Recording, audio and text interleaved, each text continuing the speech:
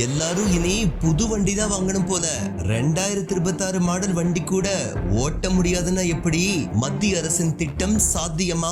நாளுக்கு நாள் அதிகரித்து வரும் கச்சா எண்ணெய் இறக்குமதியை குறைக்கவும் சுற்றுச்சூழல் மாசை கட்டுப்படுத்தவும் மத்திய அரசு தற்போது ஒரு மிக முக்கிய நடவடிக்கையை கையில் எடுத்துள்ளது. பெட்ரோலில் 80 முதல் 85% வரை எத்தனால் கலக்கப்பட்ட புதிய E85 என்ற மாற்று எரிபொருளை மத்திய பெட்ரோலியம் மற்றும் இயற்கை எரிவாயுத்துறை அமைச்சர் ஹர்தீப் சிங் பூரி டெல்லியில் நடைபெற்ற பிரம்மாண்ட விழாவில் இன்று அதிகாரப்பூர்வமாக தொடங்கி வைத்துள்ளார். இந்தியாவில் பிளெக்ஸ் ஃபியூயல் எனப்படும் மாற்று எரிபொருள் வாகன போக்குவரத்தை அடுத்த கட்டத்திற்கு எடுத்துச் செல்லும் நோக்கில் இந்த மெகா திட்டம் அமலுக்கு வந்துள்ளது. மத்திய அரசின் இந்த அதிரடி அறிவிப்புக்கு இணையாக இந்தியாவின் முன்னணி வாகன உற்பத்தி நிறுவனங்களான மாருதி சுசுகி மற்றும் ஹீரோ மோட்டோ கார்ப் ஆகிய நிறுவனங்கள் தங்களின் அதிகம் விற்பனையாகும் மாடல்களான வேகனார் மற்றும் ஸ்பிளெண்டர் பைக்கின் புதிய பிளெக்ஸ் ஃபியூயல் வேரியன்ட்ஸை ஏற்கனவே சந்தையில் அறிமுகம் செய்து உற்பத்தியை தொடங்கியுள்ளன. பிளெக்ஸ் ஃபியூயல் தொழில்நுட்பம் என்பது சாமானிய நடுத்தர மக்களுக்கு பொருளாதார மற்றும்